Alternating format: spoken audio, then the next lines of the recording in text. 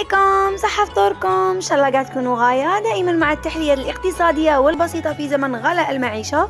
تحلية الكراميل سهلة مهلة، تابعوا معايا الخطوات. احتاج كاس تاع السكر نديرو فيه مقله ولا كاسرونه تكون ثقيله على نار هاديه، نخلوه يذوب. بعد ما يتكراميليزا تخي بيان، نزيد له مغرف كبيره نتاع الزبده مع كاس كبير نتاع الحليب، نخلطهم تخي بيان. شوفوا هذا هو لا كولور بعد ما داب لي هذاك السكر. جهه واحده اخرى جبت كاسرونه درت فيها 3 كيسان تاع الحليب مع 3 مغارف كبار نتاع لا مايزينا.